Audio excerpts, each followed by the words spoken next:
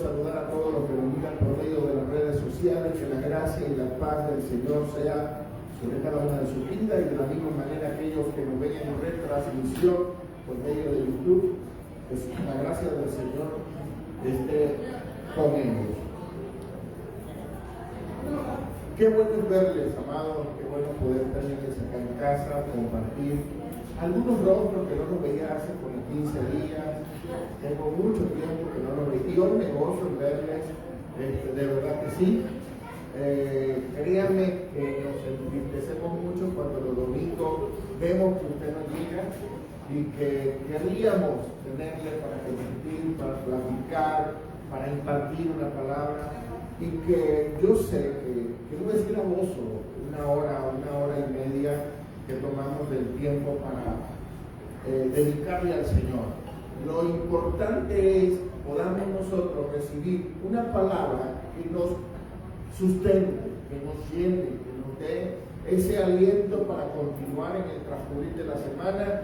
Y no se olvide nunca que los martes también tenemos acá abierto para orar, para clamar, para pedir al Señor esas cosas que siempre están latentes en nuestras vidas. Problemas, situaciones difíciles, por la vida de algún familiar, hermano, amigo. Siempre estamos acá los martes orando, al menos que ocurra algo particular que evite que nos podamos congregar, pero desde casa siempre estamos en oración. Saludamos a aquellas personas que nos están viendo. Creo que gloria al Señor, ¿verdad? Mi suegra está conectada. Qué bueno que está allí. Hoy no prometo solemnemente hablar más de la suegra. Eso fue el domingo pasado, era el Día de las Madres, y me comprometí a no hablar más, pero hoy no respondo. Hoy no respondo, así que suegra que me está viendo, mil disculpas y alguna de las palabras le tengo. Gloria a Dios. Quiero platicar una palabra que se encuentra en el Antiguo Testamento, o como comúnmente lo hemos establecido como el Antiguo Pacto, y a raíz de esta palabra hay un paralelismo. Es un paralelismo, es una enseñanza que puede estar tanto en el Antiguo como en el Nuevo, pero quiero hacer un paralelismo en cuanto a cómo se visualizaba lo establecido en el Antiguo Pacto y cómo se visualiza en el Nuevo Pacto, porque son dos funciones diferentes. Podríamos hablarla de dos formas de ver las cosas, en la que en uno gobernaba aquella ley del hombre, aquella humanidad que por causa de su humanidad tenía que hacer la labor para agradar a Dios. En cambio es muy distinto cuando entramos en la gracia. Ahí vamos a ver algo muy particular, pero antes de entrar quiero que leamos lo que las Escrituras dicen en Isaías capítulo 5 versículo 1 en adelante. Dice: ahora cantaré por mi amado el canto de mi amado a su viña. Tenía mi amado una viña en un ladero fértil. Lo había cercado y despedregado, y plantado de vides escogidas.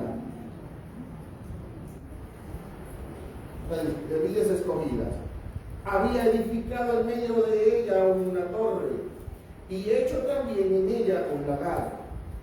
Y esperaba que diera uvas, y dio uvas silvestres. Ahora pues, vecinos de Jerusalén, varones de Judá, juzgad ahora entre mí y mi viña.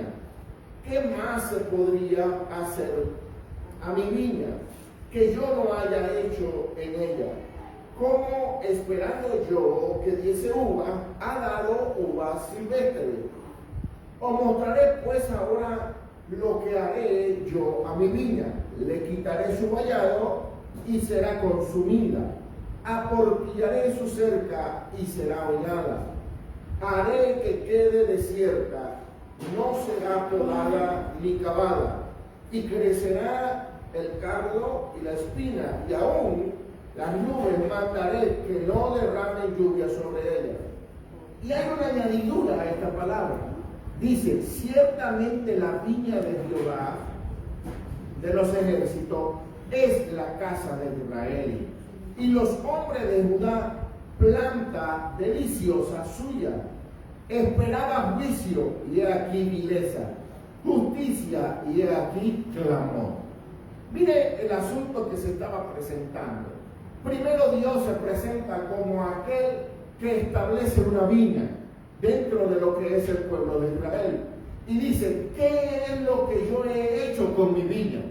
La he cercado, le he quitado las piedras que puedan evitar la fertilidad de la planta. Le he quitado cualquier tipo de maleza. La cerca se utilizaba para que ninguna serpiente, ningún animal, nada de lo que pudiera externamente contaminar internamente a la viña. Dice, y no tan solo eso, sino que adquirí vides escogidas, conseguí lo mejor que había en el mercado y lo coloqué allí dentro de esa viña. Y quería que la viña pudiera producir el fruto que yo deseaba. Pero ¿qué pasó con este asunto? Dice la Biblia que no produjo el fruto que se estaba deseando. Él quería uva y produjo uvas silvestres. Entonces dice, ¿qué haré yo con mi viña? Algo que yo no haya hecho. He puesto una torre para vigilancia de que nada se pueda meter interno. He puesto un lagar para el tiempo en el que esta viña esté produciendo. He puesto cerca para que no sea contaminada. ¿Qué puedo hacer?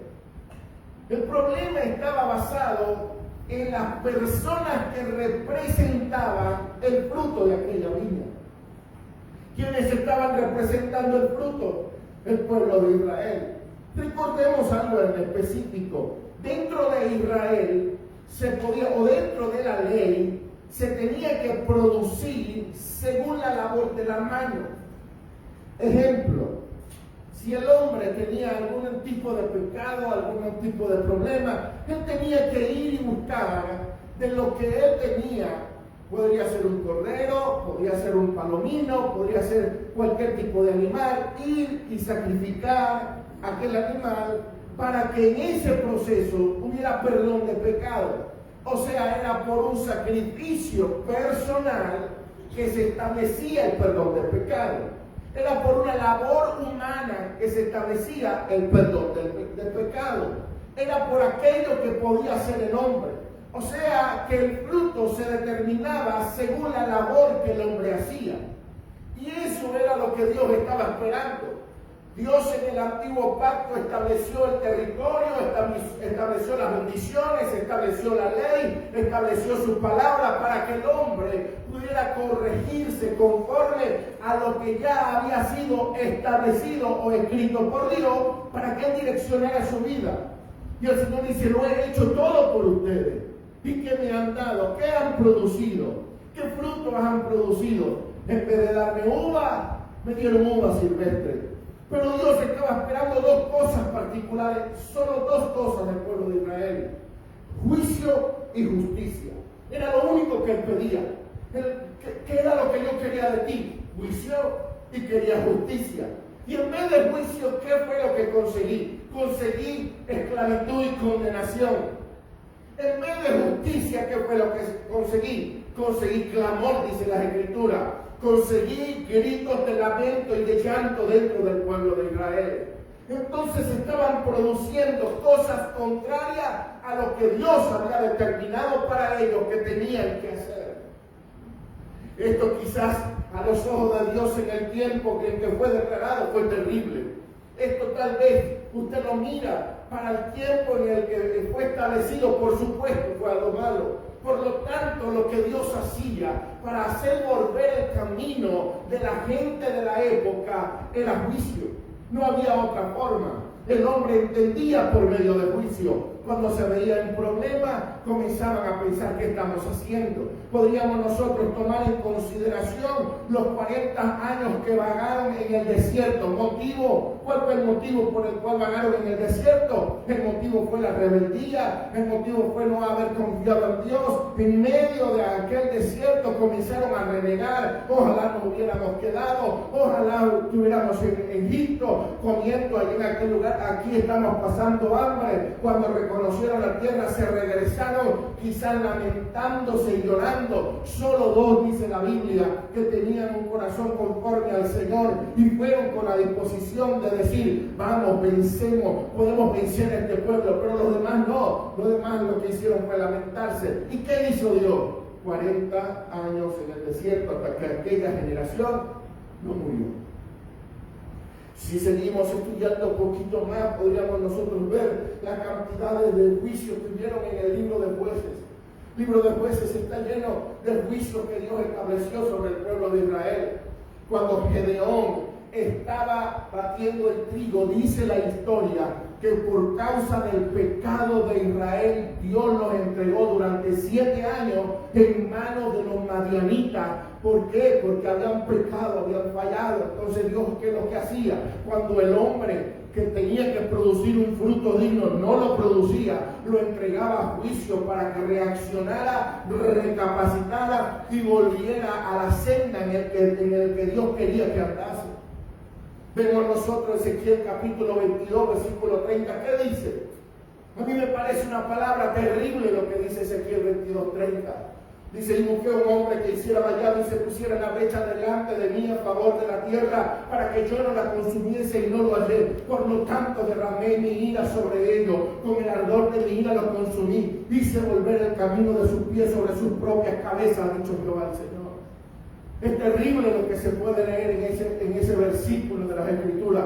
Pero ¿qué era lo que habían hecho? Se habían ido a la idolatría, se habían desviado a adorar dioses paganos, habían desviado su corazón del camino del Señor. Y lo único que Dios hacía para que ellos entendieran que el único Dios verdadero, que el único que podía cambiar y transformar al ser humano era Él hacía que entregarlo a los juicios, entregarlos a Faraón, entregarlos a los madianitas, entregarlos a los amorreos, entregarlos a los fariseos, a cualquier tipo de persona que podía. Si usted ve la historia, cuando Jesús llegó, estaban esclavizados por los romanos. ¿Por qué vivieron un tiempo de esclavitud? Porque se apartaron de Dios. Y la manera de Dios tratar con Israel era entregarlos, era hacerlo reaccionar, moviéndole el piso, moviéndole las problemáticas alrededor. Era la forma de Dios para hablar con el pueblo. Mandaba a los profetas, mandaba a los hombres de Dios, a los jueces, mandaba a los reyes, mandaba a hombres que les hablaran. No hacían caso, Dios les entregaba en manos de cualquiera de sus enemigos por corto tiempo. Y eso hacía que la persona reaccionara. Cuando Dios veía que el fruto no se estaba produciendo, entonces venía tribulación. Por eso, cuando leemos la historia de Isaías capítulo 5, verso 1 en adelante, cuando la leemos nos damos cuenta que Dios dice, puse una torre, puse un lagar, puse un cercado, te limpié, te quité la maleza, te sembré con lo mejor que había y no estás produciendo lo que yo quiero. Por lo tanto, ¿qué es lo que puedo hacer? Quito la torre, tumbo la torre, quito la cerca, incluso voy a mandar a las nubes que ni siquiera caiga agua sobre ti. Es lo terrible del asunto. Que Dios diga, no voy a hacer que llueva sobre tu tierra, no va a caer nada sobre tu vida. Es terrible.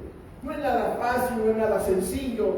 Mirar el antiguo pacto, cómo Dios trataba con el hombre, cómo Dios hacía con él. Solamente hombres que resaltaron en su vida espiritual, que se mantuvieron santos, que tuvieron íntegros, fueron los que lograron tener renombre entre los hombres del pueblo de Israel, fueron los que lograron tener privilegios delante de Dios. Dios les hablaba directamente, Dios podía ministrarles, Dios levantó a reyes, Dios levantó a sacerdotes, Dios levantó a profetas, Dios levantó a jueces, Dios levantó a hombres que realmente pudieron cumplir lo que Dios había determinado para con su vida.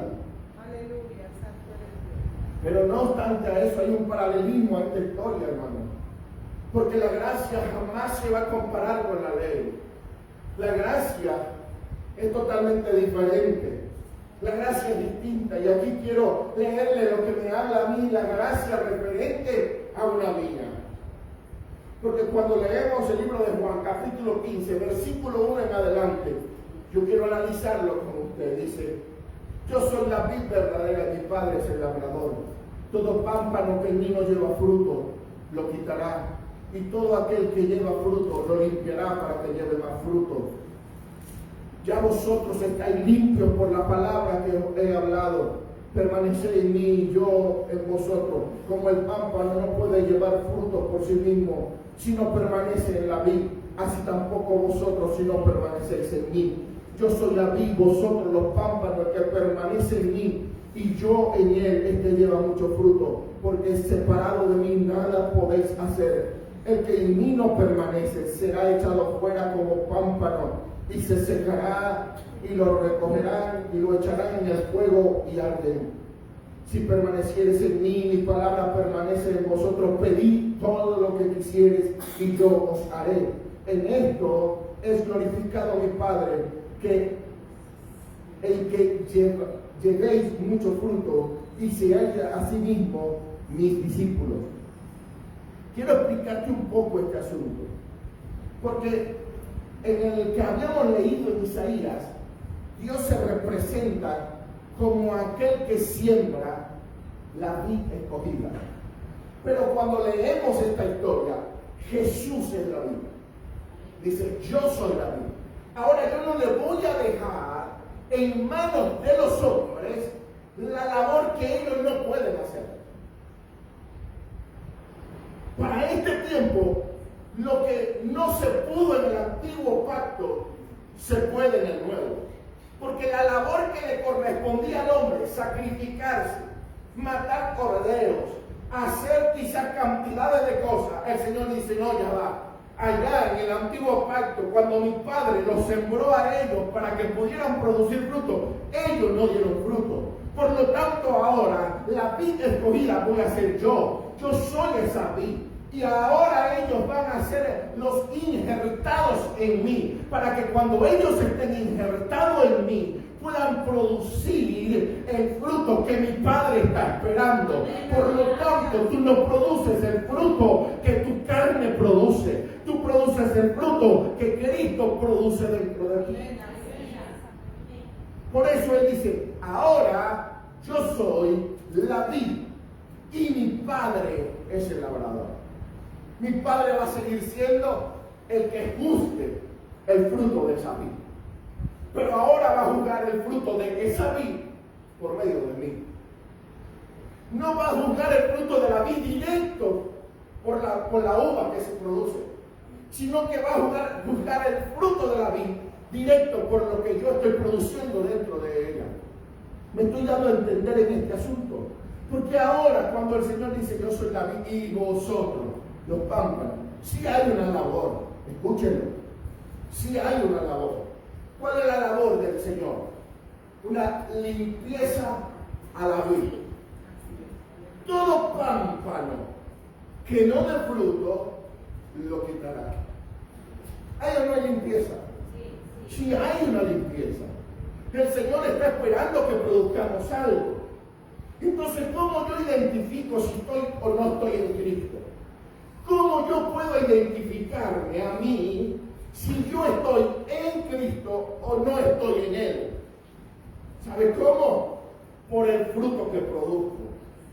Y esto es sorprendente, porque el único fruto que produce una vid, ¿cómo se llama? Uva.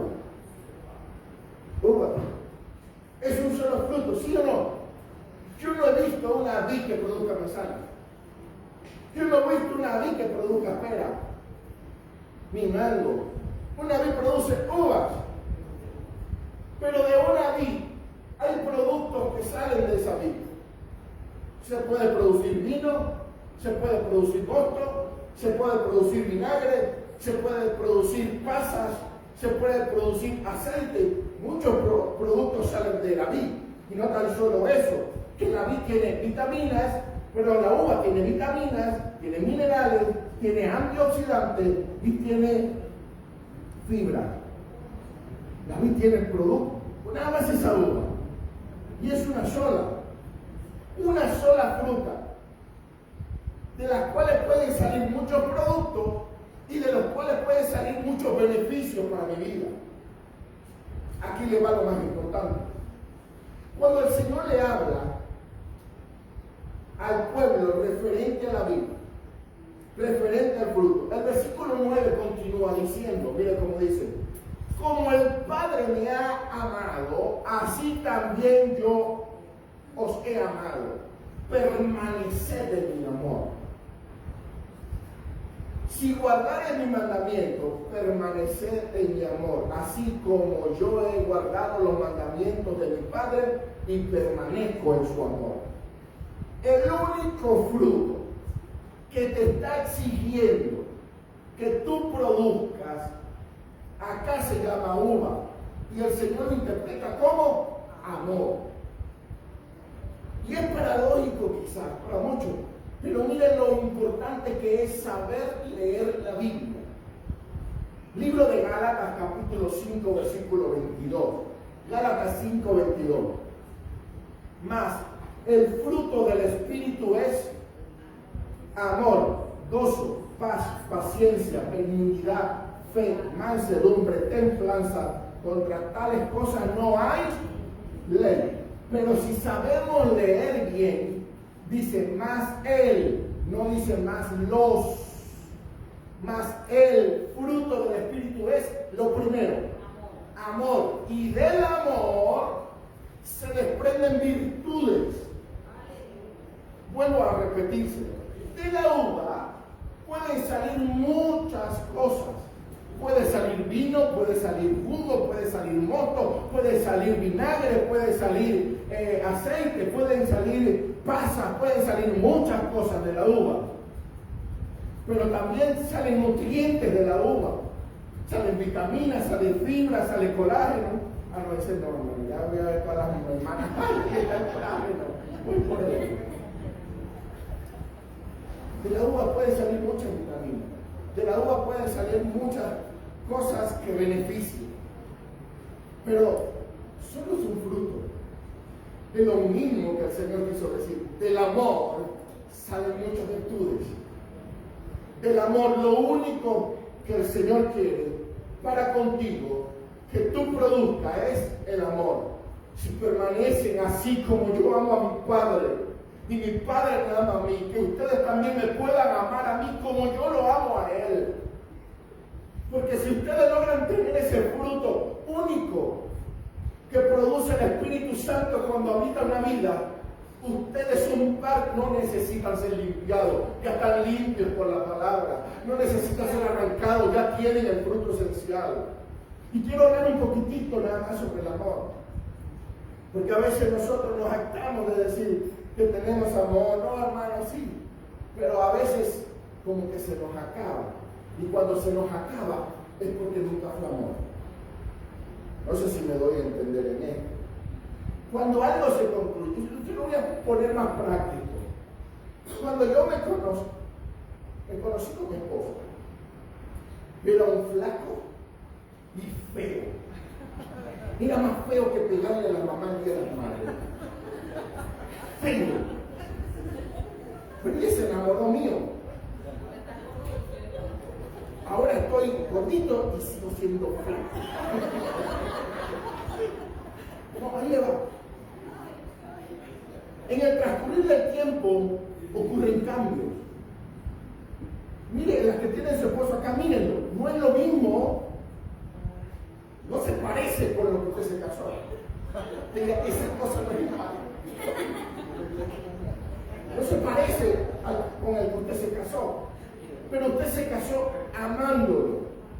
¿Qué es lo que la ha mantenido a usted ligada a él durante mucho tiempo? No es la billetera. No, olvídese del dinero. No. ¿Qué es lo que la ha mantenido apegada a esa persona? El amor. Cuando usted lo conoció, no roncaba, ahora ronca. Cuando usted lo conoció, no tenía panza, ahora tiene panza. Cuando usted lo conoció, tenía pelo, ahora no tiene pelo. ¿Sí o no? Dice ahora, tenía el cabello negro, ahora lo tiene blanco. Pero usted sigue allí. ¿Por qué? Porque lo ama. Porque el amor no es un sentimiento, es una decisión. No, es que hoy yo sí siento amarte. No. Es que a pesar de todas las circunstancias, cambió. Ya no es el mismo, es diferente. Su rostro ahora está envejecido, ahora le están saliendo y viceversa, cuando nosotros vemos a nuestras esposas, cuando usted la conoció estaba bien pintadita, ¿verdad que sí? Bien con colorete, con todo aquello, y te decías, ay, qué bella mi esposa. Pero cuando la vio en la mañana que se levantó sin nada de pintura, ¡uy, Dios mío, líbrame, Señor! Un poquito más y usted se hace. Un poquito menos se lo hizo porque dijo, ay, ¿verdad que soy evangélico? Ay, Dios mío, esta no fue la que yo conocí. ¿Dónde habrá escondido la escoba? ¿Por qué? Porque cambia, las fisionomías cambian. Usted había visto cuando la conoció 90, 60, 90 y ahorita ya está que revienta. ¿Sí o no? ¿Qué es lo que la mantiene a usted, hombre, al lado de ella? El amor. El amor que a pesar de que es diferente. Mire, y yo les aseguro que cuando usted la conoció, no la conoció gritona. No, las mujeres, mire, no peleaban, hermano. Usted podía dejar en la casa los zapatos regados, usted podía dejar cualquier cosa. Es más, usted ni se bañaba. No. O sea, mire, esa mujer no decía nada. Pero después que se casó, pelean por las medias, pelean por el peine, pelean por el cepillo, pelean por todo. ¿Y qué nos mantiene al lado de ella? El amor. Todo esto para decirte, iglesia, que lo único que Dios desea de ti es que lo ames. Y que a raíz de ese amor tú puedas producir lo que Él quiere. Porque cuando nosotros realmente amamos a Dios, se produce un cambio en nuestras vidas. Cuando yo amo a Dios, yo cambio. Hermano, ¿usted cree que yo soy lo que era cuando creí? No, yo no lo soy. De gracias a Dios que no me conoció cuando yo creí en el Señor, que me está conociendo hoy. Pero cuando yo comencé, yo tuve que dejar cosas, tuve que despojarme de hábitos, tuve que despojarme de costumbres, tuve que despojarme de ideas, tuve que despojarme de pensamientos, y todo lo hice porque amo al Señor. Cuando yo comencé a conocer a Dios y comencé a conocer sus verdades, yo peleaba con Dios por mis zapatos, peleaba con Dios por mis camisas, peleaba con Dios por mi forma de vestir. Por eso le digo, menos mal que no me conoció cuando yo creí en el Señor. Pero yo tenía la intención de poder cambiar lo que Él necesitara de mí.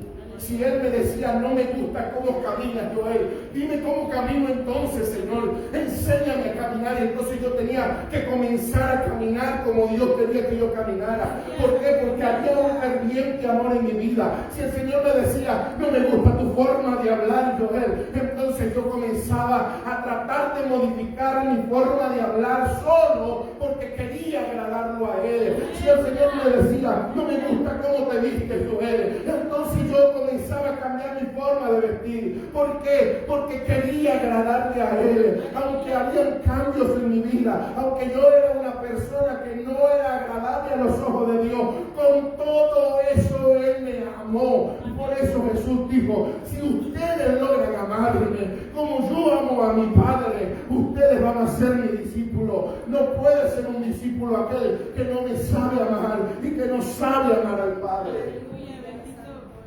Porque el amor realmente produce cambio. El amor no ve errores, ni problemas, ni situaciones que no le da. Es que nada, es que ahora ya tiene, Charlie ya tiene el pelo blanco, antes lo tenía negro. Charlie se te ve medio gris, ahora no te vas a querer porque lo tiene gris. Fue la pintura que le cayó al hermano ayer. Eso lo voy a hacer medio blanco. No, hermano. Dios te va a ir amando, Dios te va a ir queriendo desde el inicio hasta tu final, porque solo Él sabe del producto que está produciendo, valga la redundancia, en tu vida. Hoy tú no te pareces al estatus final que Dios quiere contigo.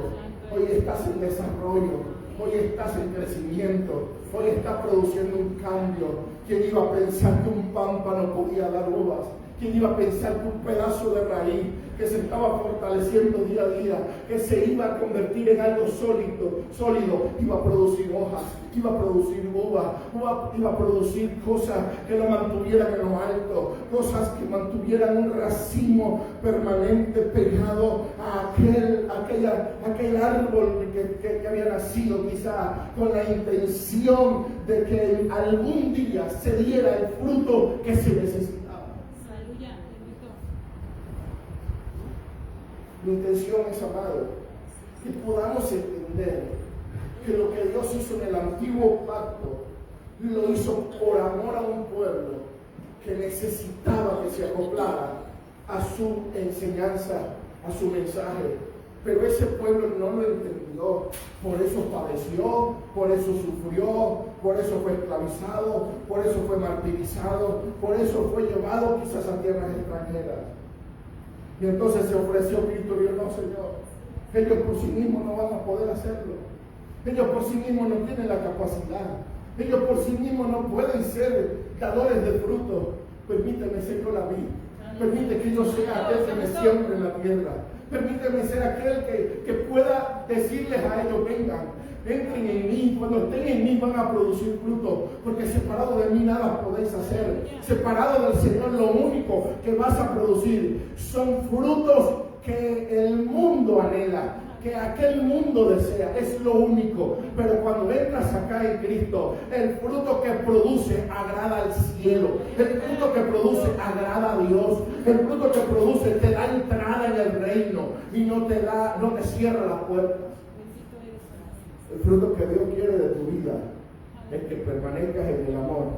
Y aquí le va, para concluir y no hacerme muy tedioso ni cansón en este asunto, porque el fruto del Espíritu es, fíjate, debemos ser entendidos en cuanto leemos. Dice: más Él, no los, dice más el fruto del Espíritu es amor. Y del amor se desprende el vino, el jugo, las uvas. ¿Sí me doy a explicar?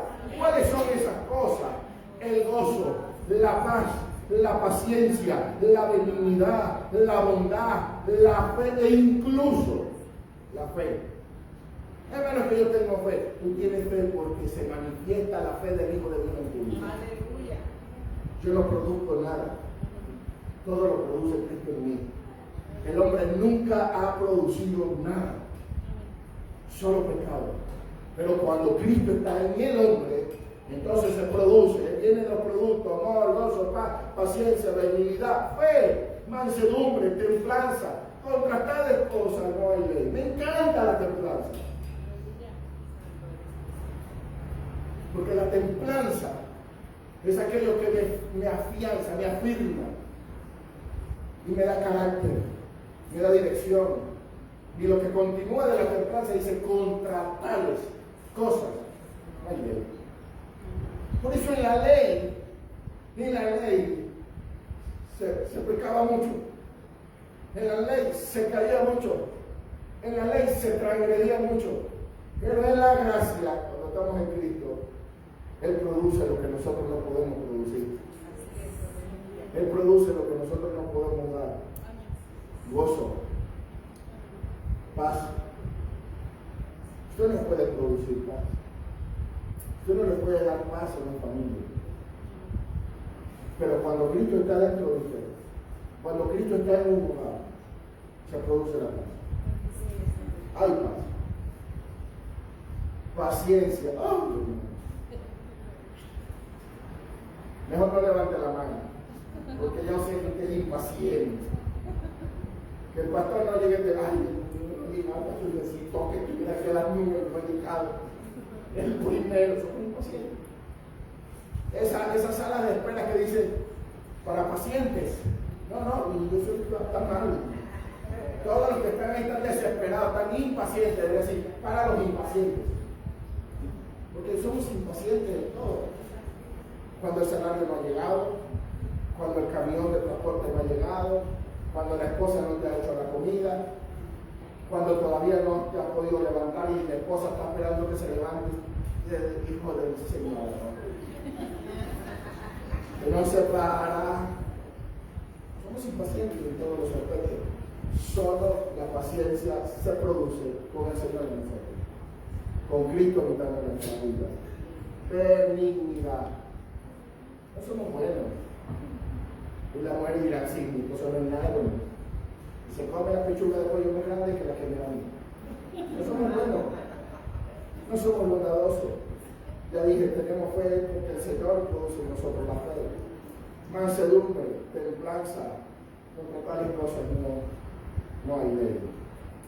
Y quiero concluir con esto. Cuando hablamos de fe, hay muchos tipos de fe. Fe natural, fe que produce milagro, fe salvadora o salvífica, que es la fe establecida en el Señor para nosotros poder ser salvos. Y es la única que nosotros producimos. Es la única.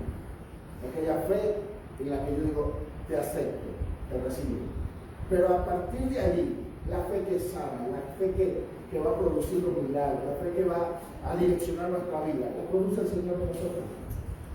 Esa fe la produce el Señor en nosotros.